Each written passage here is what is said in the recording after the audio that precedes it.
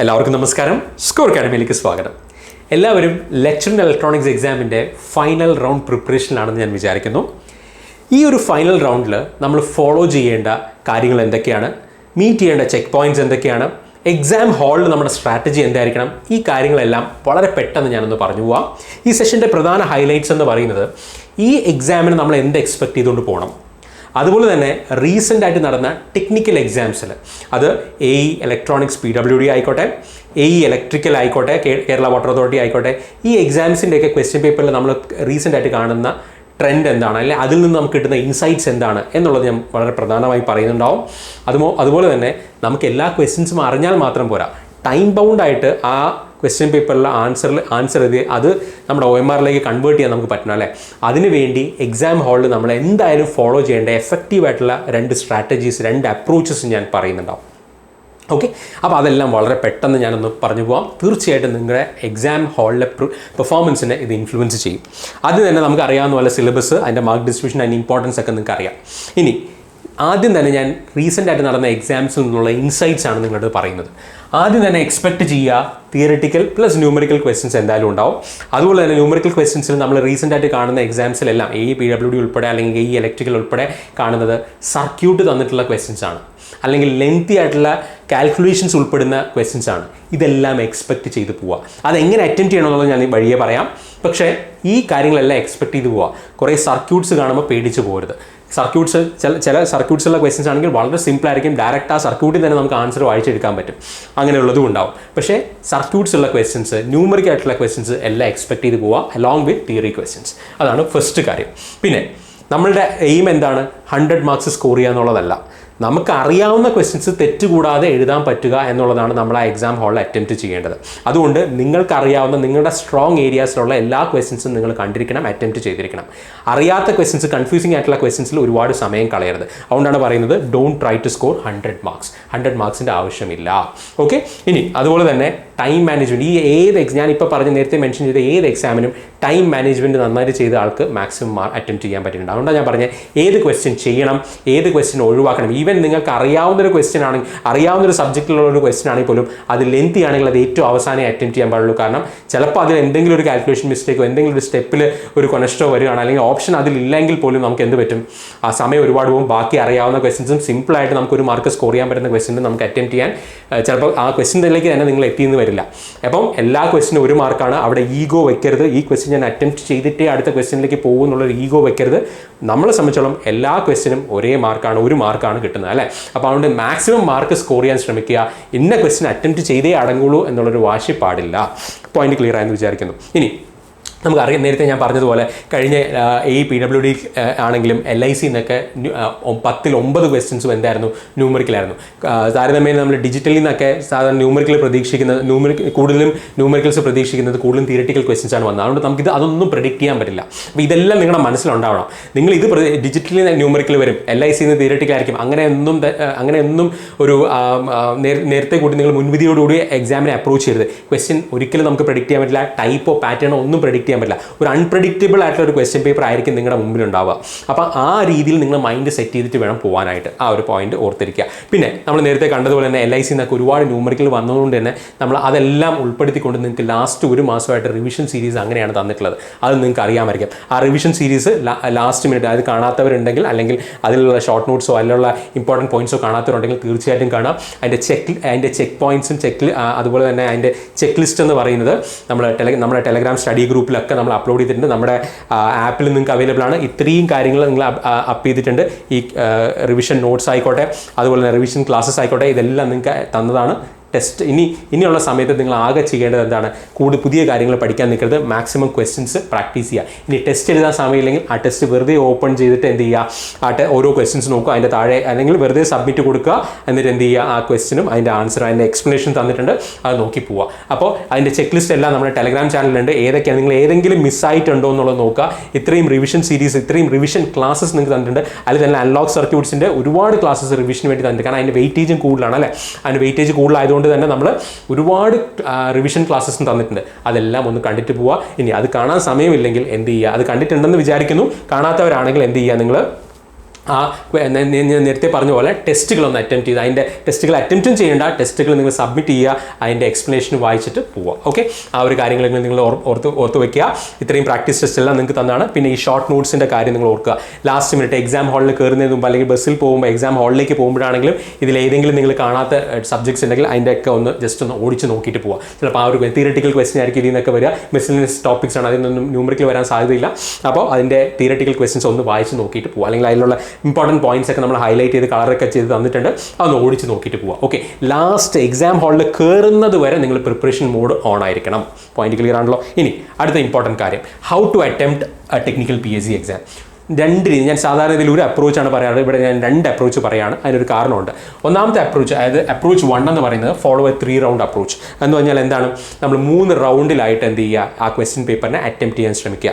First ഞാനിവിടെ കാണിച്ചിട്ടുണ്ട്. First round എന്ന് പറയുന്നത് നിങ്ങൾക്ക് അറിയാവുന്ന ചോദ്യങ്ങൾ മാത്രം എന്ത് ചെയ്യുക, അറ്റംപ്റ്റ് ചെയ്യുക, അത് എഴുതുക, അതുപോലെ തന്നെ OMR മാർക്ക് ചെയ്യുക, അത് കംപ്ലീറ്റ് ചെയ്ത് കഴിഞ്ഞു. അത് നിങ്ങൾക്ക് 100% ഉറപ്പുള്ളത് മാത്രം. അത് വളരെ ഫാസ്റ്റ് ആയിട്ട് ഒരു 20 മിനിറ്റ്സ് അല്ലെങ്കിൽ മാക്സിമം 25 മിനിറ്റ്സ് നിങ്ങൾ അത് എടുക്കാൻ പാടുള്ളൂ. അതായത് 1 മുതൽ 100 വരെ എന്ത് ചെയ്യുക, പോവുക, അതിൽ അറിയാവുന്ന ചോദ്യങ്ങൾ മാത്രം, അതായത് 100% ഉറപ്പുള്ള, അത് തിയററ്റിക്കലാണെങ്കിൽ അപ്പം തന്നെ മാർക്ക് ചെയ്ത് പോവുക. ഇനി ഇത്തിരി സമയമെടുക്കുന്ന നിങ്ങൾക്ക് അറിയാവുന്ന ന്യൂമറിക്കലാണെങ്കിൽ പോലും ഫസ്റ്റ് റൗണ്ടിൽ ചെയ്യേണ്ട. പോയിന്റ് ക്ലിയർ ആണോ? ഞാൻ നേരത്തെ പറഞ്ഞു അതിനൊരു ചെറിയൊരു റിസ്ക് എലമെന്റ് ഉണ്ട്. എന്താ, അതിൽ എന്തെങ്കിലും നിങ്ങൾക്ക് അറിയാവുന്നൊരു ക്വസ്റ്റൻ ആണെങ്കിൽ പോലും അതിൻ്റെ സ്റ്റെപ്സ് ഇത്തിരി ലെങ്തി ആയി പോവുകയാണ്, അല്ലെങ്കിൽ അതിൽ എന്തെങ്കിലും ഒരു കൺഫ്യൂഷൻ വരികയാണെങ്കിൽ നിങ്ങളുടെ സമയം ഒരുപാട് പോകാണ്ടാണ് ഞാൻ ഫസ്റ്റ് റൗണ്ടിൽ ചെയ്യേണ്ടതെന്ന് പറഞ്ഞു. So first round B fast, ഒരു 20 മിനിറ്റ്സ് മാത്രമേ എടുക്കാൻ പാടുള്ളൂ. സെക്കൻഡ് റൗണ്ട് എന്ന് പറയുന്നത് എന്താണ്, അനാലിസിസ് ടൈപ്പ് അല്ലെങ്കിൽ ഇത്തിരി ന്യൂമറിക്കൽ ടൈപ്പ് അല്ലെങ്കിൽ സർക്യൂട്ട് ടൈപ്പ് ക്വസ്റ്റൻസ് ഒക്കെ എന്ത് ചെയ്യുക, അതിൽ അറ്റംപ്റ്റ് ചെയ്യുക. നിങ്ങൾക്ക് അറിയാവുന്ന ഉറപ്പുള്ള ക്വസ്റ്റൻസ് മാത്രം, അവിടെയും ഉറപ്പുള്ള സബ്ജക്ട്സ്, ഉറപ്പുള്ള ക്വസ്റ്റൻസ് മാത്രം അറ്റംപ്റ്റ് ചെയ്യുക. അതിനൊരു 30 മിനിറ്റ്സോളം എടുക്കുക. ഓക്കെ, അപ്പോൾ തന്നെ നിങ്ങളുടെ ഏകദേശം ഒരു 50 to 60 മിനിറ്റ്സ് ആയി കഴിഞ്ഞു.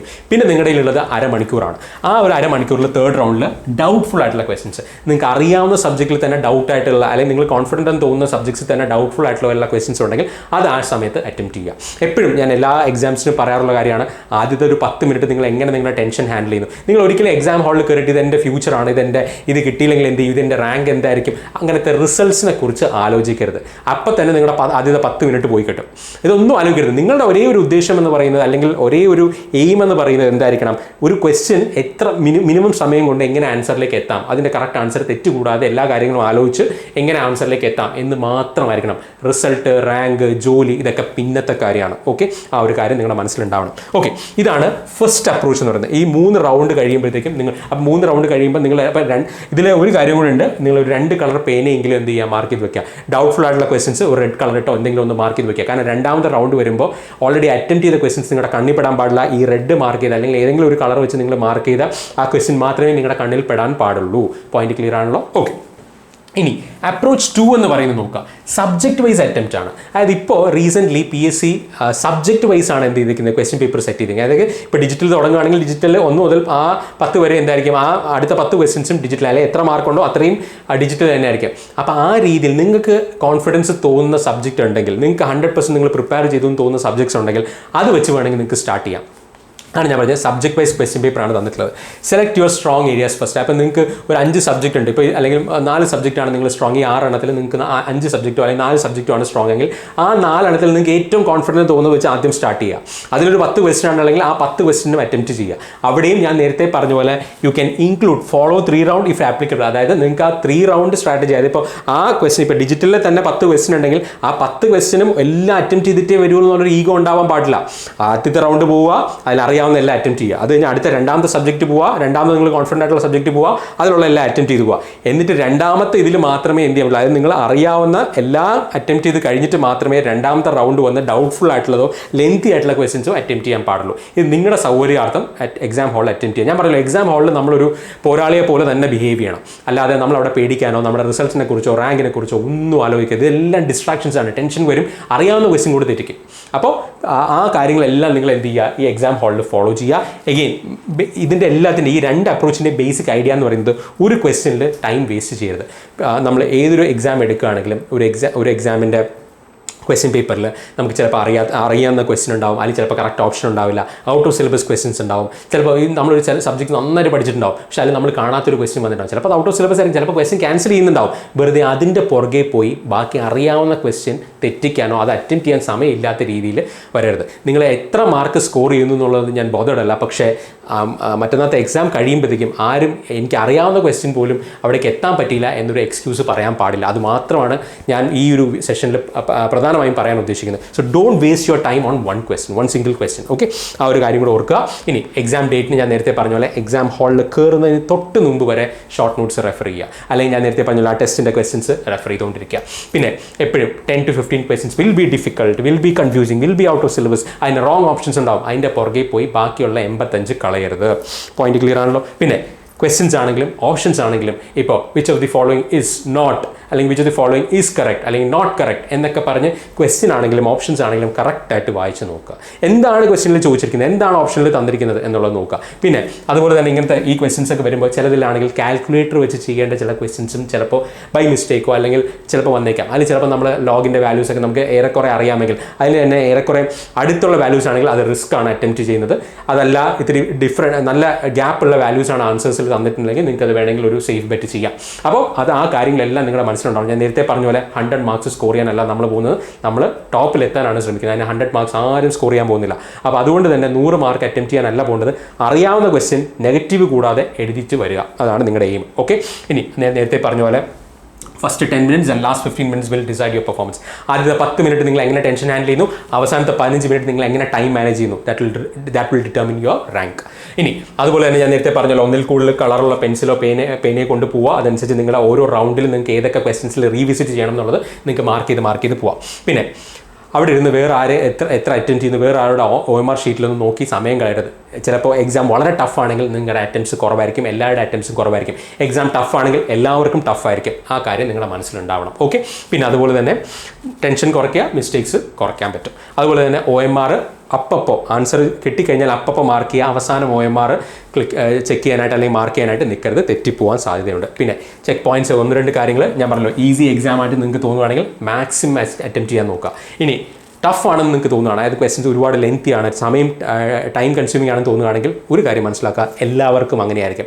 അതുകൊണ്ട് തന്നെ അവസാനം നോക്കുമ്പോൾ അറ്റംപ്റ്റ്സ് കുറവായതുകൊണ്ട് 4-5 കറക്കി കുത്തിയേക്കാന്ന് വിചാരിക്കരുത്, നെഗറ്റീവ് അടിക്കും, റാങ്ക് താഴേക്ക് പോകും. ആ കാര്യം നിങ്ങളുടെ ഓർമ്മയിലുണ്ടാവണം. പിന്നെ ഞാൻ നേരത്തെ പറഞ്ഞ പോലെ don't try to score 100 marks. പിന്നെ സേഫ് ബെറ്റായിട്ട് നിങ്ങൾക്ക് അറിയാം, ഇപ്പം എലിമിനേഷൻ ഓപ്ഷൻസ് പോസിബിൾ ആണ്. ഞാൻ നേരത്തെ പറഞ്ഞ പോലെ ചിലപ്പോൾ ഓപ്ഷൻസിൽ ഉള്ള കൺഫ്യൂഷൻ ആണെങ്കിൽ, അല്ലെങ്കിൽ ലോഗരിതമിക് വാല്യൂസ് വരുന്ന, അല്ലെങ്കിൽ അങ്ങനത്തെ കാൽക്കുലേറ്റർ വെച്ച് ചെയ്യാൻ പറ്റുന്ന ക്വസ്റ്റൻസ് ആണെങ്കിൽ അവിടെ എലിമിനേഷൻ ഓഫ് ഓപ്ഷൻസ് പറ്റുമെന്ന് നോക്കുക. അല്ലെങ്കിൽ ഇപ്പം നിങ്ങൾക്ക് ഒരു 5% ഒക്കെ നിങ്ങൾക്ക് വേണമെങ്കിൽ ഒരു പരിധി വരെ ഒരു 50% ഒക്കെ വേണമെങ്കിൽ നിങ്ങൾക്ക് എന്ത് ചെയ്യാം, എലിമിനേഷൻ ഓഫ് ഓപ്ഷൻസ് വെച്ച് നിങ്ങൾക്ക് ആൻസറിലേക്ക് എത്താൻ പറ്റും. അതും നോക്കുക.